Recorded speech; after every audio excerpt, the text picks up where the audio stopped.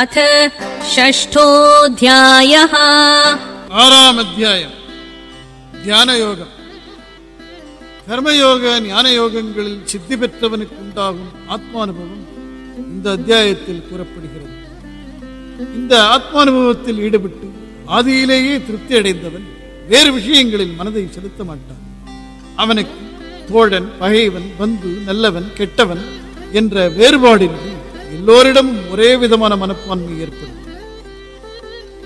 அவன் ஜனங்களுடைய சேர்க்கையை வெறுத்து தனிமையிலேயே விருப்பமுற்று திடமான ஆசனத்தில் அமர்ந்து தனது ஆத்மஸ்வரூபத்தை எண்ணி எண்ணி மகிழ்வான். இந்த ஆத்மானுபவமே பேரானந்தம் என்று எண்ணி இருப்பான்.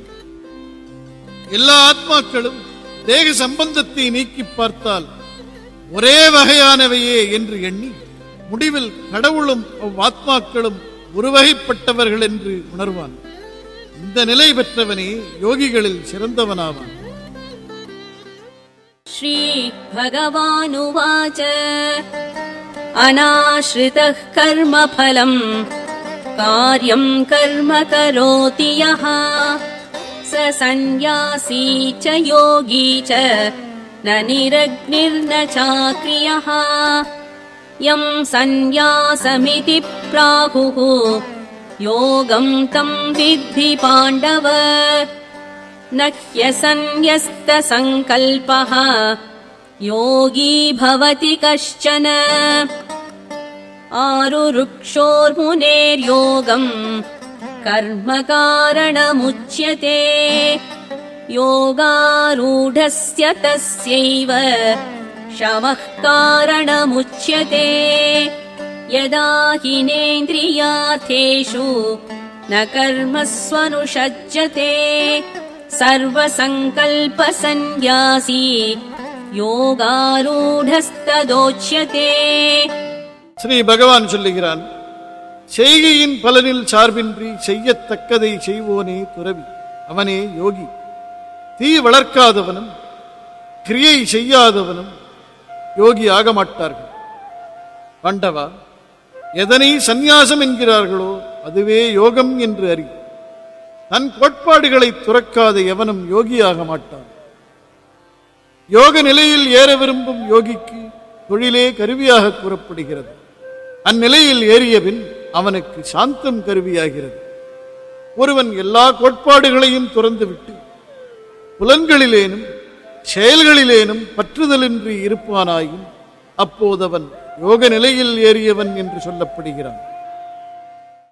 உத்தரேதாத்மனாத்மானம் நாத்மானமவசாதயேத் ஆத்மைவ ஹ்யாத்மனோ பந்துः ஆத்மைவ ரிபுராத்மனः பந்துராத்மாத்மனஸ்தஸ்ய ஏனாத்மைவாத்மனா ஜிதः அநாத்மனஸ்து சத்ருத்வே வத்தேதாத்மைவ சத்ருவத் ஜிதாத்மனः பிரசாந்தஸ்ய பரமாத்மா சமாஹிதः சீதோஷ்ண சுக துக்கேஷு ததா மானாபமானயோः. தன்னை தானே உயர்த்திக் கொள்ளும், தன்னை தன்னால் இழிவுறுத்த வேண்டாம். தனக்குத்தானே நண்பன், தனக்குத்தானே பகைவன்.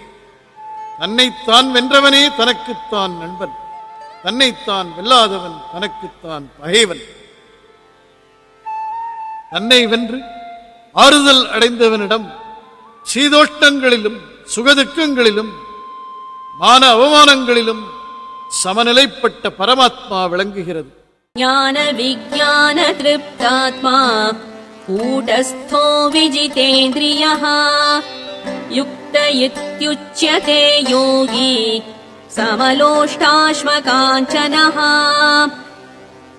சுஹ்ரும் மித்ராத்யுதாசீன மத்யஸ்தத்வேஷ்ய பந்துஷு சாதுஷ்வபி ச பாபேஷு சமபுத்திர்விசிஷ்யதே. ஞானத்திலும் விஞ்ஞானத்திலும் திருப்தி கொண்டவனாக மலை முடியில் நிற்பவன் போன்று புலன்களை வென்று ஓட்டையும் கல்லையும் பொன்னையும் ஒன்று போலவே காணுகிற யோகி யோக நிலை உற்றவன் எனப்படுவான். அன்பர், நட்டார், பகைவர், ஏதிலர், நடுவர், எதிரிகள், சுற்றத்தார், நல்லோர், தீயோர் எல்லோரிடத்தும் சமபுத்தி உடையவனே மேலோனாகிறான். योगी युञ्जीत सततम् आत्मानं रहसि स्थितः एकाकीयत चित्तात्मा निराशीरपरिग्रहः शुचौ देशे प्रतिष्ठाप्य स्थिरमासनमात्मनः नात्युच्छ्रितं नातिनीचं चैलाजिनकुशोत्तरम् तत्रैकाग्रं मनः कृत्वा यतचित्तेन्द्रियक्रियः उपविश्यासने युञ्ज्यात् योगमात्मविशुद्धये समं कायशिरो ग्रीवम् धारयन्नचलं स्थिरः सम्प्रेक्ष्य नासिकाग्रं स्वम् दिशश्चानवलोकयन् प्रशान्तात्मा विगतभिः ब्रह्मचारिव्रते स्थितः मनः संयम्य मच्चित्तः युक्त आसीत् मत्परः युञ्जन्नेवं सदात्मानं योगी नियतमानसः शान्तिं निर्वाणपरमाम् மத்சம்ஸ்தாமதிகச்சதி. மறைவிடத்தில் இருந்து கொண்டு தனியனாக உள்ளத்தை கட்டி ஆசையை துறந்து ஏற்பது நீக்கி எப்போதும் ஆத்மாவில் அவன் யோகமுறக் கடவான். சுத்தமான இடத்தில் அதிக உயரமில்லாமலும் அதிக தாழ்வில்லாமலும் துணி, மான்தோல், தர்பை இவற்றின் மீது தனக்கு ஒரு உறுதியான ஆசனம் சமைத்துக் கொண்டு அங்கு மனதை ஒருமுகமாக்கி உள்ளத்தையும் புலச்செயல்களையும் நன்கு கட்டுப்படுத்தி ஆசனத்தமர்ந்து ஆத்மா நன்கு தூய்மையடையும்படி யோகத்திலே அவன் பொருந்தக் கடவான். உடம்பையும் தலையையும் கழுத்தையும் சமமாக அசைவின்றி வைத்துக் கொண்டு உறுதி சான்றவனாக மூக்கு நுனியை பார்த்துக் கொண்டு திசைகளை நோக்காமல் நன்கு சாந்தமீதியவனாக அச்சத்தை போக்கி பிரம்மச்சாரி விரதத்தில் நிலை கொண்டு மனதை வசப்படுத்தி என்னிடத்தே சித்தத்தை இசைத்து எனக்கு ஈடுபட்டு அவன் யோகத்தில் இருக்க கடவான். இங்கனம் எப்போதும் மனதை கட்டுப்படுத்தி ஆத்மாவில் யோகமுற்றிருக்கும் யோகி என்பால் நிலை பெற்றதாகிய மிகச்சிறந்த விடுதலையில் உள்ள ஆறுதலை அறிவான்.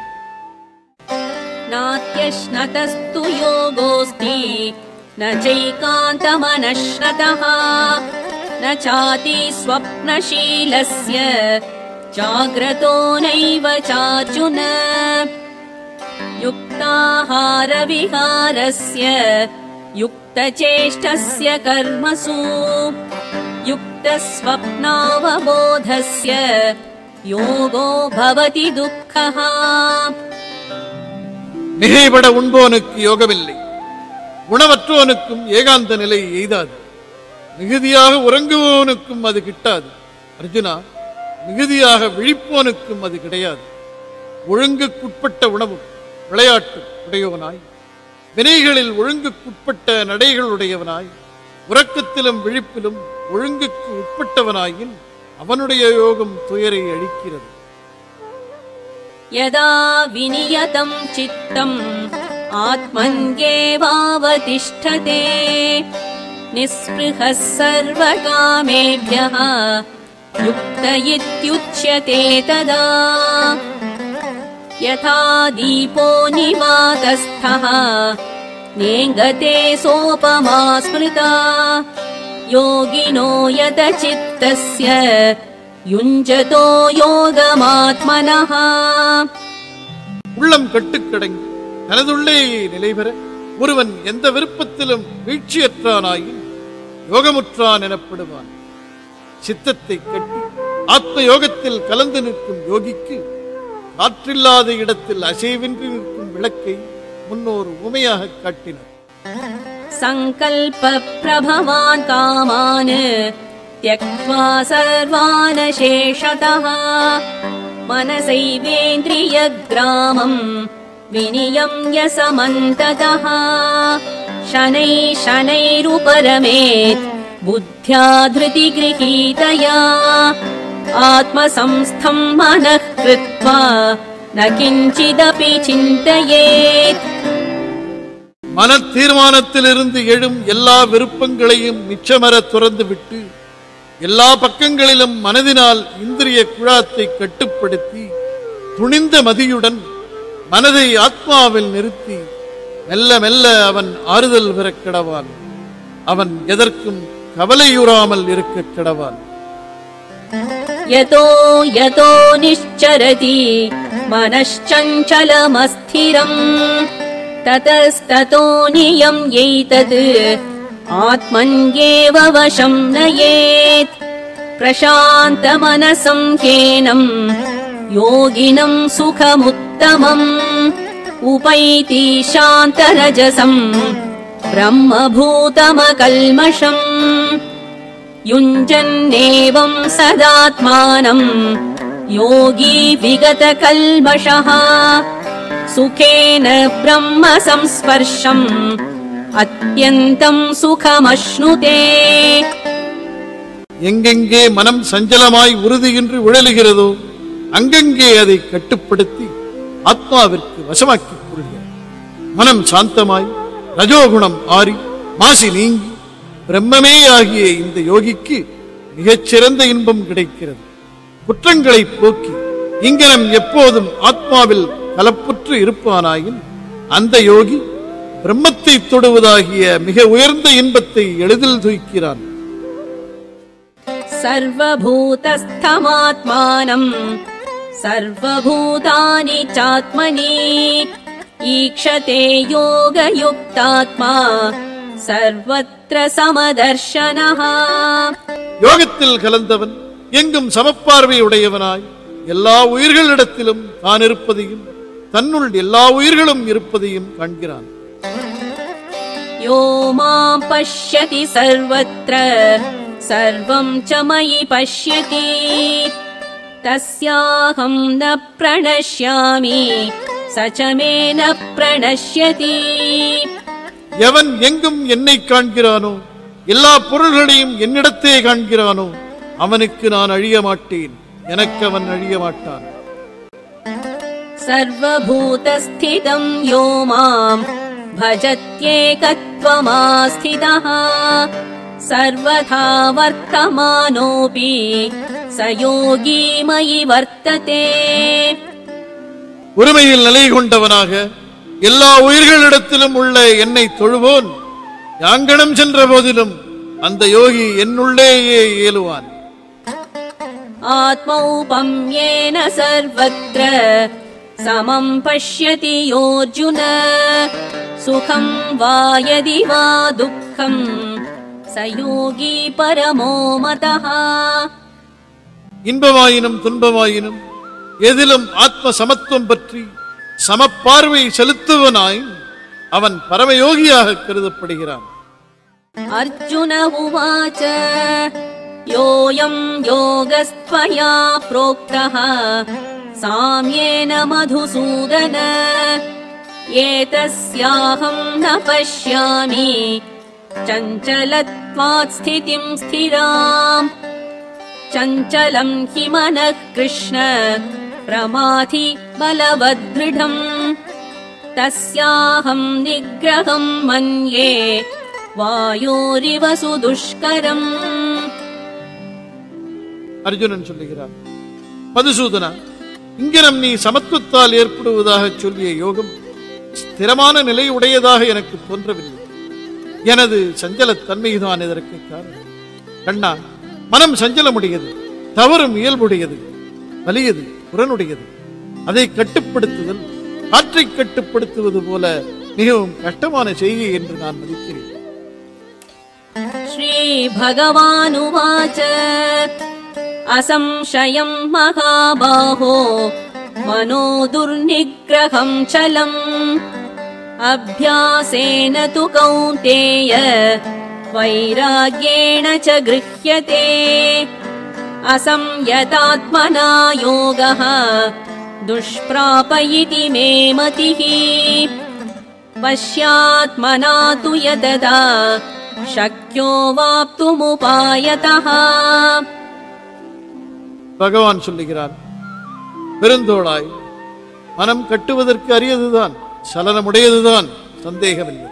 ஆனால் குந்தியின் மகனே, அதை பழக்கத்தாலும் விருப்பமின்மையாலும் கட்டிவிடலாம். தன்னை கட்டாதவன் யோகம் எய்துதல் அரிதென்று நான் கருதுகிறேன். தன்னை கட்டியவன் முயற்சியாலும் உபாயத்தாலும் அதை எய்த வல்லவனாகிறான்.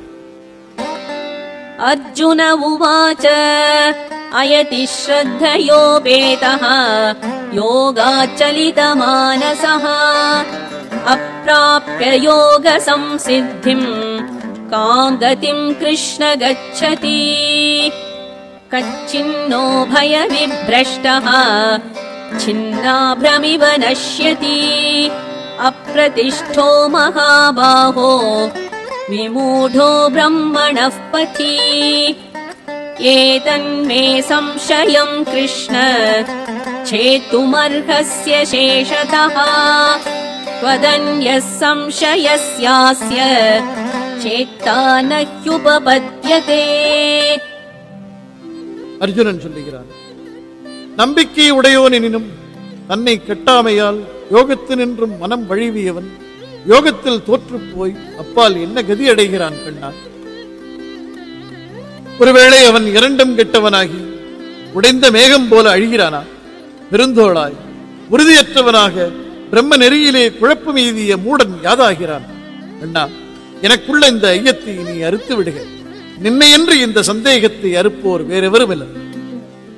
ஸ்ரீ பகவானுவாச்ச पार्थ नैवेहनामुत्र विनाशस्तस्य विद्यते न हि कल्याणकृत् कश्चित् दुर्गतिम् तात गच्छति प्राप्य पुण्यकृताम् लोकान् उषित्वा शाश्वती समाः शुचीनाम् श्रीमताम् गेहे योगभ्रष्टोऽभिजायते अथवा योगिनामेव कुले भवति धीमताम् एतद्धि दुर्लभतरम् लोके जन्म यदीदृशम् तत्र तम् बुद्धिसंयोगम् लभते पौर्वदेहिकम् यतते च ततो भूयः संसिद्धौ कुरु नन्दन पूर्वाभ्यासेन तेनैव क्रियते ह्यवशोऽपि सः जिज्ञासुरपि योगस्य शब्दब्रह्माति वर्तते प्रयत्नाद्यतमानस्तु योगी संशुद्ध किल्बिषः अनेकजन्म संसिद्धः ततो याति परां गतिम्. ஸ்ரீ பகவான் சொல்லுகிறான், பார்த்தா, அப்படிப்பட்டவனுக்கு இவ்வுலகிலும் மேலுலகிலும் அழிவில்லை. குந்தியின் மகனே, நன்மை செய்வோன் எவனும் கெட்ட கதியை அடைய மாட்டான். யோகத்தில் தவறியவன் புண்ணியம் செய்வோரின் உலகங்களை எய்தி அங்கு கணக்கில்லாத வருஷங்கள் வாழ்ந்து தூய்மையுடைய செல்வர்களின் வீட்டில் பிறப்பெய்துகிறான். அல்லது புத்திமான்களாகிய யோகிகளின் குலத்திலேயே பிறக்கிறான். இவ்வுலகில் இது போன்ற பிறவி எய்துதல் மிகவும் அரிதானது. அங்கே அவன் பூர்வ சரீரத்திற்குரிய புத்தியை பெறுகிறான். குருநந்தனா, அப்பால் அவன் மறுபடியும் வெற்றிக்கு முயற்சி செய்கிறான். பண்டைய பழக்கத்தால் அவன் தன் வசமின்றியும் இழுக்கப்படுகிறான். யோகத்தை அறிய வேண்டும் என்ற விருப்பத்தாலேயே ஒருவன் ஒலி உலகத்தை கடந்து செல்கிறான். பாவம் நீங்கியவனாக ஊன்றி முயல்பவனாக இருந்தால் யோகி பல பிறவிகளின் வெற்றி பயனாகிய பரகதியை அப்போது அடைகிறான். तपस्विभ्योऽधिको योगी ज्ञानिभ्योऽपि मतोऽधिकः कर्मिभ्यश्चाधिको योगी तस्मात् योगी भवार्जुन. தவம் செய்வோரை காட்டிலும் யோகி சிறந்தவன். ஞானிகளிலும் அவன் சிறந்தவனாகவே கருதப்படுகிறான். கர்மிகளிலும் அவன் சிறந்தவனே. ஆதலால் அர்ஜுனா, யோகியாவாயாக. योगिनामपि सर्वेषाम् मद्गतेनान्तरात्मना श्रद्धावान् भजते यो माम् समे युक्ततमो मदः. மற்றெந்த யோகிகள் எல்லோரிலும் எவன் ஒருவன் அந்தராத்மாவில் என்னை புகுத்தி என்னை நம்பிக்கையுடன் போற்றுகிறானோ அவன் மிக மேலான யோகி என்பது என்னுடைய கொள்கை. ஓம் தத்சத். இதி ஸ்ரீமத் பகவத்கீதாசு உபனிஷத்சு பிரம்ம வித்யாயாம் யோகசாஸ்திரே ஸ்ரீ கிருஷ்ணார்ஜுன சம்வாதே ஆத்மசம்யம யோகோ நாம ஷஷ்டோத்யாயः. பிரம்ம வித்தையை புகட்டுவதும் யோக சாஸ்திரமானதும் ஸ்ரீ கிருஷ்ணார்ஜுன சம்வாதமாக வந்துள்ளதுமாகிய பகவத்கீதை எனும் உபனிஷத்தின் கண்